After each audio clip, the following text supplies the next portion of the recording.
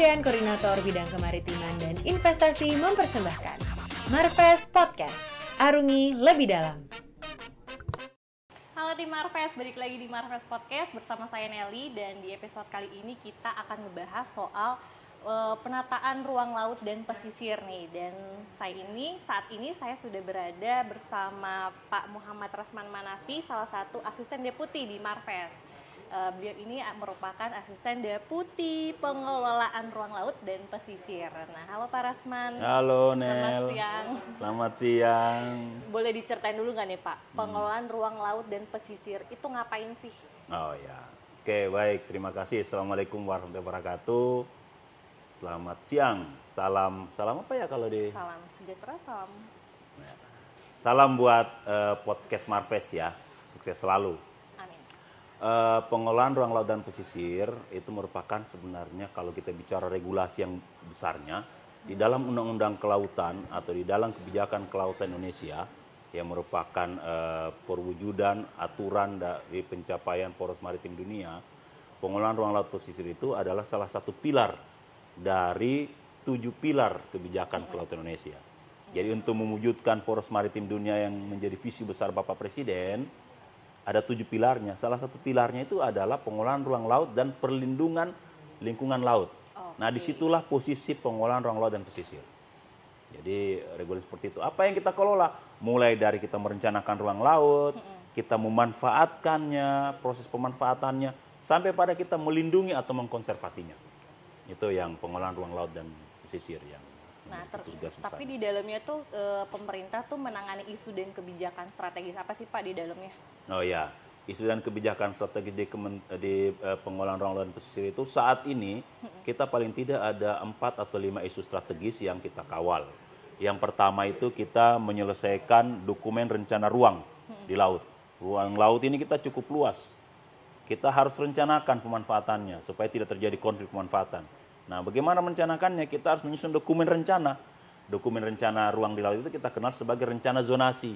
Nah, rencana zonasi di pengelolaan ruang laut itu merupakan salah satu bagian kebijakan strategis yang kita harus selesaikan, dan amanah Undang-Undang Cipta Kerja mengamanahkan ruang darat dan laut itu harus diintegrasikan dalam satu rencana agar harmonis. Nah, itu baru satu kebijakan strategis. Kebijakan strategis apa lagi yang lain? Kebijakan memanfaatkan ruang. Karena dalam memanfaatkan ruang laut, laut itu dimanfaatkan ada di atas kolom, di atas airnya, ada di kolom airnya, dan ada di bawah bahkan di dasar lautnya. Jadi merencanakan pemanfaatannya juga itu harus diatur. Nah, selain itu ada kebijakan strategis yang sejak dulu itu saya kira menjadi perhatian, menyangkut bagaimana kita melindungi laut, mengkonservasi lingkungan laut agar supaya bisa menjamin keberlanjutan pemanfaatannya. Nah, itu kebijakan yang strategis. Di sisi lain ada kebijakan-kebijakan yang taktis jangka pendek yang menurut kami itu memang sudah menjadi perhatian Bapak Menko juga untuk segera dilakukan percepatan. Misalnya kita menata kabel laut di Indonesia. Makanya ada tim nasional kabel laut yang diketuai Bapak Menko. Seperti itu. Sama mungkin Coral Indonesia. Ya, satu lagi untuk konservasi, yang poin ketiga tadi itu menyangkut Indonesia Coral Reef Garden. Jadi kita melakukan restorasi secara masif, secara massal di kawasan-kawasan yang ada terumbu karang, dan itu bisa dapat dimanfaatkan baik manfaat langsung dari terumbu karang sendiri atau mungkin manfaat tidak langsung lewat pariwisata gitu kan. Nah, itu tempat hidupnya ikan kan banyak di situ tuh. Nah, kalau kita nggak lindungi, ya saya kira pasti akan suatu saat dia akan menurun bahkan rusak. Nah, itu salah satu kebijakan yang kita kawal sekira sudah 3 tahun ini. Berarti salah satu tujuan pengelolaan ruang laut ini juga lebih ke IKLI ya Pak, Indeks Kesehatan Laut Indonesia. Jadi IKLI itu sesungguhnya indikator yang digunakan untuk mengukur pilar pengelolaan ruang laut dan perlindungan lingkungan laut. Itu tertera di dalam kebijakan kelautan Indonesia di Perpres 34 tahun 2022 rencana aksinya. Jadi IKLI itu adalah indikatornya dari pengelolaan ruang laut. Jadi kalau kita bicara pengelolaan ruang laut, ada program-programnya, ada kebijakan strategis. Apa indikatornya? IKLI, Indeks Kesehatan Laut Indonesia. Itu ada 10 goal dan ada 30 lebih variabelnya. Salah satunya apa nih Pak, yang lagi Bapak tanganin? Salah satunya adalah pencapaian luas kawasan konservasi perairan kita di dalam targetnya akan menargetkan 29 juta hektar target kawasan konservasi perairan dan kita sudah capai itu. Nah, selain itu targetnya kita ingin melaksanakan kegiatan pemanfaatan melalui pariwisata dengan mendatangkan devisa buat negara dan itu teman-teman di Kedeputian Pariwisata itu sudah mengelola itu. Banyak skema-skema termasuk skema lingkungan di wisata. Nah, itu kita sudah lakukan itu dengan teman-teman di Deputi Kepariwisataan. Oke. Selain mengelola konservasinya, berarti ini lebih ke mengarah ke lingkungannya juga ya Pak ya? Ya, kan mengelola kawasan konservasi itu tidak hanya kita melindungi, kita juga memanfaatkan. Memanfaatkan gimana? Ada kita manfaat langsung, manfaat tidak langsung. Kita memanfaatkan itu syaratnya apa? Syarat pertamanya dan utamanya adalah tidak boleh menurunkan kualitas lingkungan itu. Nah, itulah makanya ada kita sebut sebagai pemanfaatan terbatas. Jadi pemanfaatan yang dibatasi oleh daya dukung lingkungan itu. Kalau kita manfaatkan boleh, tetapi tidak boleh melebihi daya dukungnya. Nah, itulah yang kita lakukan pengelolaan ruang di kawasan konservasi yang di perairan. Nah, dalam sebulan ini nih Pak, Bapak lagi concern untuk menangani isu dan kebijakan apa nih? Dalam bulan ini kami sedang menyiapkan beberapa kegiatan yang mengarah pada penyiapan strategi nasional untuk pengelolaan kelautan. Dan itu akan diangkat di dalam ASEAN 20 di forum G20 nanti. Dan ini nanti Pak Menko yang akan menyampaikan kebijakan-kebijakan apa saja yang akan menjadi perhatian kita. Nah, untuk kami sekarang, kami sedang mendorong untuk efektivitas pengolahan kawasan konservasi. Kemudian yang kedua, kita mendorong aktivitas restorasi terumbu karang dengan melibatkan para pihak, mungkin dari NGO, dari dunia industri, dunia swasta. Dan sekarang kita juga sedang membangun dan mendorong adanya kemitraan strategis antara pemerintah dengan lembaga non-pemerintah, NGO. Dan itu sudah ditandatangani oleh Bapak Deputi bersama para direktur-direktur NGO dalam dan luar negeri. Yang 7 NGO kemarin. 7 NGO kemarin. Jadi itu adalah strategi kita untuk supaya melibatkan sebanyak mungkin pihak yang terlibat di dalam pengolahan sumber daya maritim. Dan saya kira itu salah satu strategi yang sangat baik, melibatkan semua orang yang terlibat sehingga menjadi perhatian bersama sumber daya maritim kita itu. Oke, ini kan visi pemerintah soal lingkungan dan konservasi. Mungkin ada apa istilahnya kayak sebab akibatnya kalau misalkan kita melakukan konservasi pasti minusnya apa gitu-gitu. Itu gimana sih Pak pemerintah untuk menyelaraskan agar wilayah yang akan dijadikan ruang laut atau pesisir ataupun apa gitu biar tidak terganggu satu sama lain gitu. Oh iya. Jadi yang pertama itu tadi di tahap pertama kita harus merencanakan ruang ini kita manfaatkan untuk apa. Jadi misalnya kalau ini kita rencanakan untuk wisata maka di sebelahnya jangan sampai untuk pertambangan misalnya atau kawasan konservasi di sebelahnya untuk budidaya ekstraktif yang bisa menimbulkan pencemaran. Jadi di tahap pertama yang kita lakukan menyusun rencana penataan ruang yang kita kenal sebagai rencana zonasi baik di 0 sampai 12 yang namanya kita kenal sebagai RZWP3K. Itu panjang itu rencana zonasi wilayah pesisir dan pulau-pulau kecil. Nah, setelah itu ada lagi namanya rencana kawasan antar wilayah. Itu antar pulau-pulau itu. Kemudian ada lagi namanya kawasan strategis nasional. Kawasan strategis nasional tertentu, pulau-pulau kecil di terluar. Nah, kita menyusun dokumen rencana dulu di tahap awal itu agar supaya semua orang yang akan melaksanakan kegiatan harus sesuai rencana. Nah, kemudian di tahap kedua setelah sesuai rencana, mereka mengajukan izin usahanya. Nah, izin usahanya untuk menggunakan ruang yang sesuai rencana tadi itu kita kenal sebagai KKPRL. Jadi layanan-layanan untuk memanfaatkan ruang itu menggunakan persetujuan atau konfirmasi terhadap ruang apakah dia sesuai. Nah itu, kemudian bagaimana memanfaatkannya? Memanfaatnya kita harus sesuai dengan daya dukung lingkungan itu. Kalau misalnya peruntukannya untuk wisata, kalau ada kegiatan wisata dan sudah melewati daya dukung, itu harus dibatasi atau dihentikan. Karena akan menurunkan kualitasnya dan ruang yang tadi untuk wisata bisa berubah fungsi atau berubah tidak lagi dimanfaatkan untuk wisata, dan itu bisa mencemari. Nah, yang terakhir, yang mungkin bagian dalam sosialisasi kami, bahwa Undang-Undang Cipta Kerja sudah mengamanahkan tahapan berusaha itu dimulai dari ruang dulu, harus sesuai ruang dulu. Kalau sudah sesuai ruang, sudah sesuai ruang, baru kita masuk bagaimana pengelolaan lingkungannya kalau kegiatan usaha itu akan laksanakan. Makanya dikenal sebagai izin lingkungan. Setelah izin lingkungan, baru izin usaha. Nah, tahapan ini kita sosialisasikan di setiap saat. Kami di ASD Pengelolaan Ruang Laut dan Pesisir, di setiap forum kami sampaikan bahwa tolong ini diikuti. Karena kalau tahapan ini tidak diikuti, akan muncul masalah, baik itu masalah perizinan maupun masalah pencemaran yang terjadi. Karena tahapan itu juga sebenarnya sudah diatur. Seperti itu.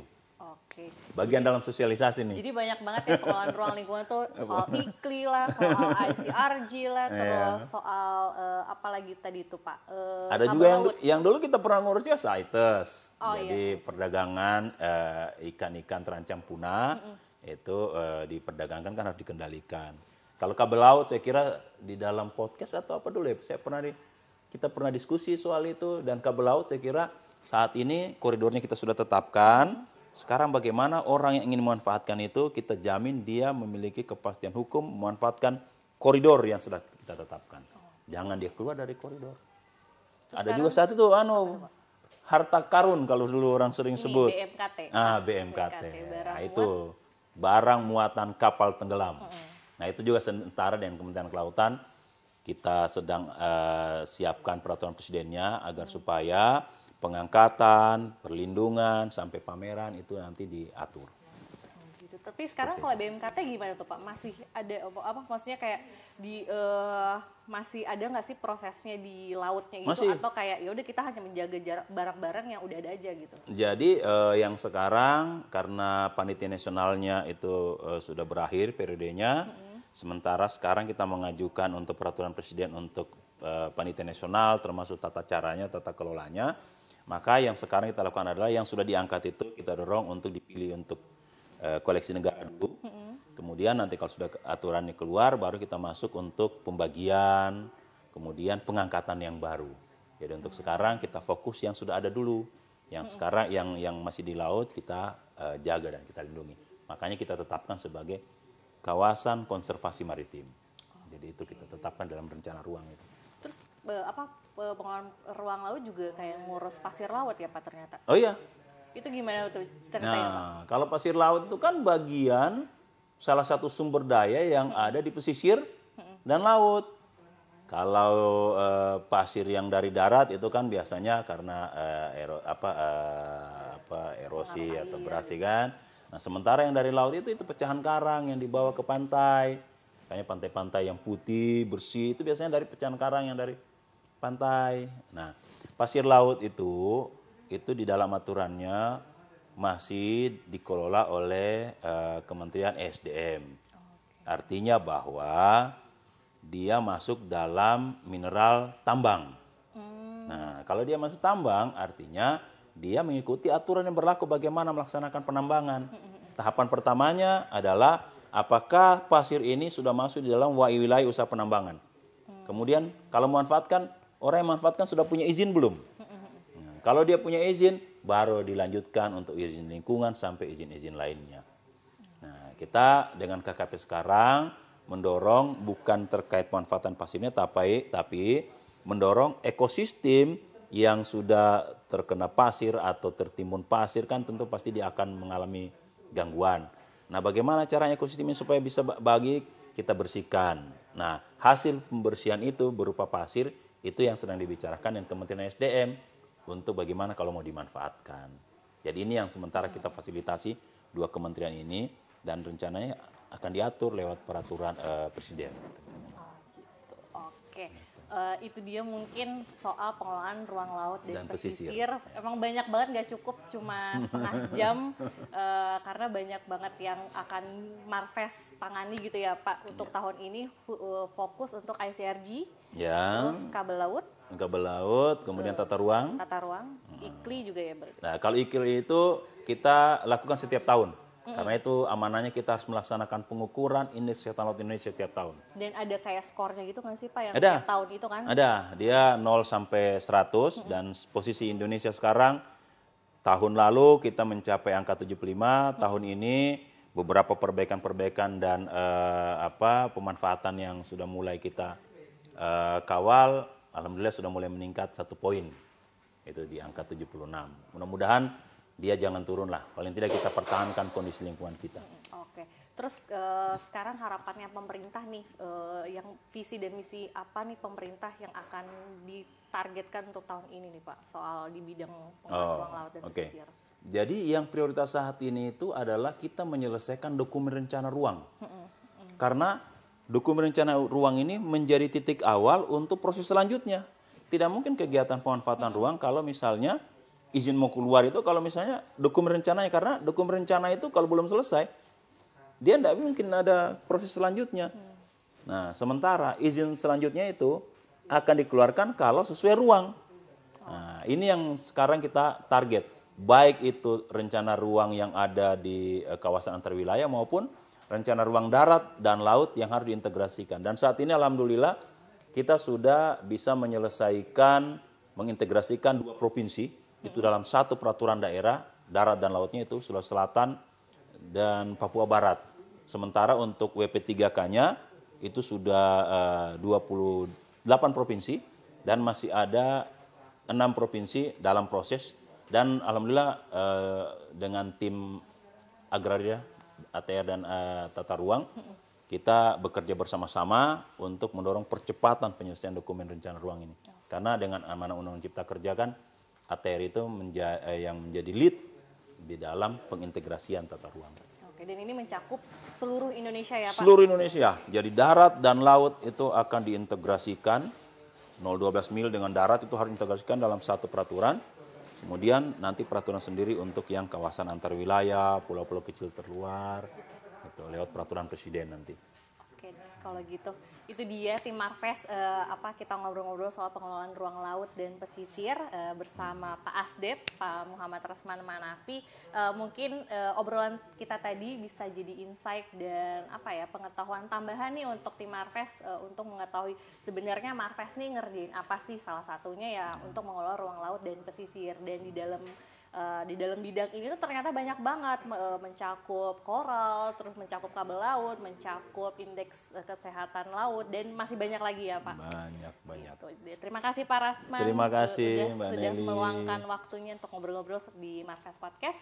Nah, sekian Marves Podcast kali ini bersama saya Nelly. Terima kasih dan wassalamualaikum. Waalaikumsalam warahmatullahi wabarakatuh. Dadah.